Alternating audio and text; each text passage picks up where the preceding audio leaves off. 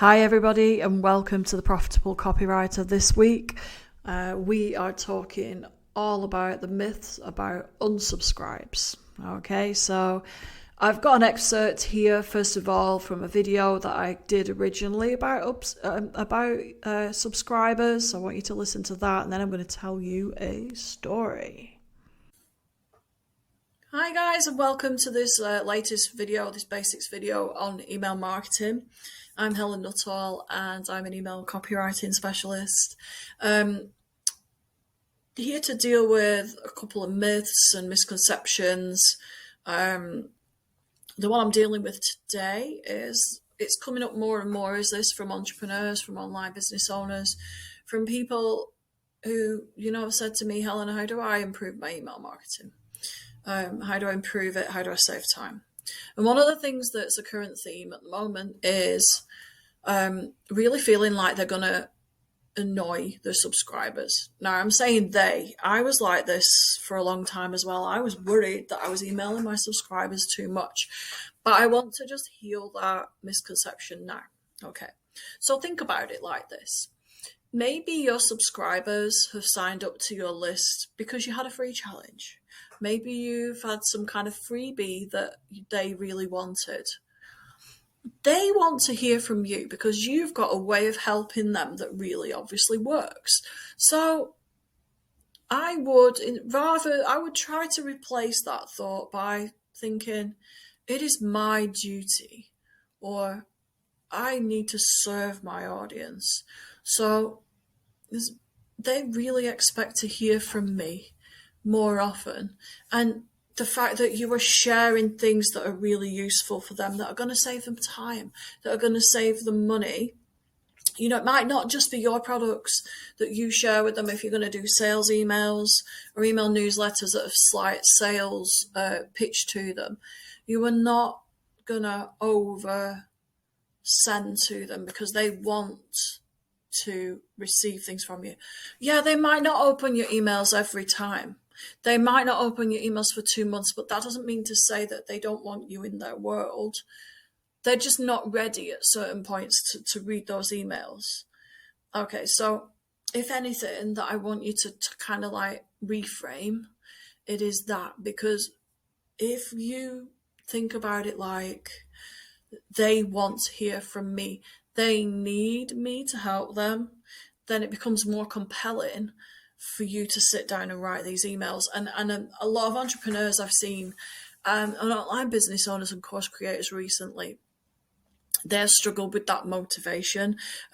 When we dug down, that primary thing that they were worried about was annoying their subscribers. So truth number 2, if that subscriber doesn't want to hear from you, guess what they'll do? They'll unsubscribe. And that's fine, because they are never going to buy from you. They are never going to want to, keep that relationship going long term and buy from you again. So they're not your tribe. They're not your people. They won't have anything in common with you. So be specific. Don't be afraid to send them things to help them, because those people who really want to hear from you, which is most of them, will feel kind of like supported by you, that you are that consistent voice in all that mess. Can you think about how much comes into our inboxes, right? You can be consistent and you can believe that you are serving, you are helping people rather than worrying about annoying them. You are going to be the light in someone's inbox every week. You just don't know. They are taking notice, but you might not know that. Just wanted to share that with you. So try not to ever be afraid of annoying your subscribers. Unsubscribes are good because it means that you're keeping that tight niche of the people that really want to follow you, that really want to buy from you, and you will be really successful with supporting. Okay, so be confident. Okay, guys, I just really want you to take away that fact that, you know what, if you can just, even if it's like a couple of post-it notes on your computer, because that's what I did originally with email writing, to make myself feel, like not so worried or anxious about unsubscribes, I did put a couple of positive affirmation statements on my computer screen as I was writing, like, my subscribers want to hear from me. I need to serve my subscribers as well as possible. Like, I'm sure you can phrase it better, but just off the top of my head, that's how I was thinking about that. Anyway, right.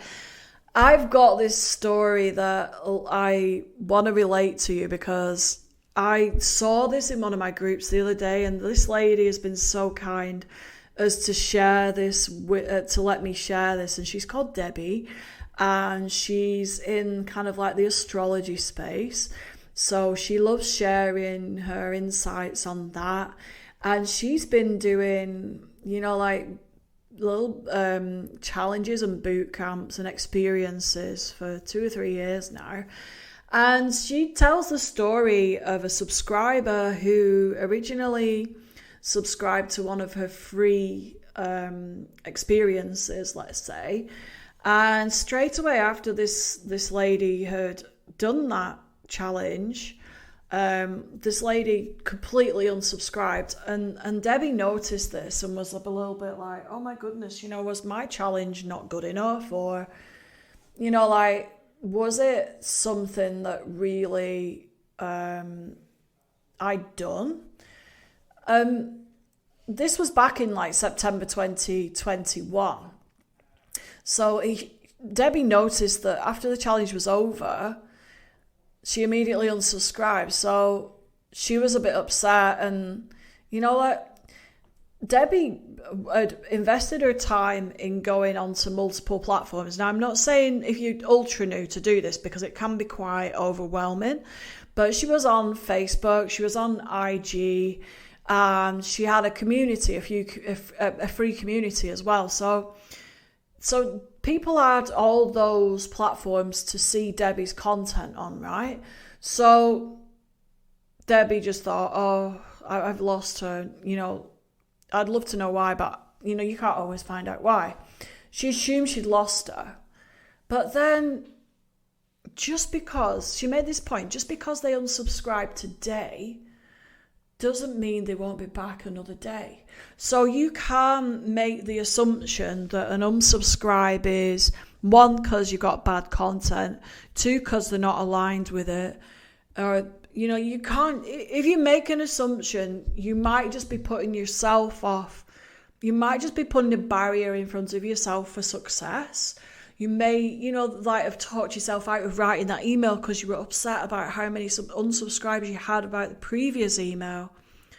So going back to Debbie's story, this lady then signed up for a program. Okay, so she signed up. She signed up to a small ticket program, and then was like, "Oh, I don't know how to access the material." So she emailed Debbie and said, "How do I, access the material?" So Debbie was like, "Here you go. Here's the stuff." And she also made her a small offer as well, I think, of some cards, and the lady bought them. Okay, so she'd gone from unsubscribing from a free challenge 2 years ago to suddenly, well, this is how it felt to Debbie, suddenly appearing again and buying things. And then Debbie hopes now that maybe at some point she'll be ready to invest in her main program, her signature program. So, you know what? I'm so pleased I can share Debbie's message. And Debbie says the main message she wants to share to you guys is that don't give up. Like, she views now, because she's seen this, she views subscribers and her audience as like plants. So plants need nurturing, plants need watering. Just because somebody says no today, doesn't mean that they're not going to buy from you over time. And I want to add something to this as well, that timing is everything. So somebody might see you and think, oh, that's fantastic. I really want to be there in 3 years' time, but I know that I need someone else to help me to get those basic steps that you don't offer yet. So they might follow you, but then it's not relevant to them. They know it's what they need to do eventually, but they're not quite ready on that journey yet. And one thing Debbie also suggested as well is that it's really important to have different types of content for people to consume. So when you're writing your email, don't forget to have the experiences different. So like maybe you change it up. So have a blog post they can access, or a YouTube video, or a podcast like I'm doing. So people like to consume content in different ways, and I totally agree. Like sometimes I feel like reading a blog post, but other times I want to watch a video or even just listen to audio. So I can totally relate to that. So if you really, really want to nurture your subscribers, then that is a great way of doing it too. And I love that she sees people as really individuals. So she's saying like, you know what, just continue on your path. Try not to get put off by these myths that come up to give you a wobble. And this is my message as well. I want you to just try and be confident. And even if you put those little post-it notes around your screen as you're writing, okay?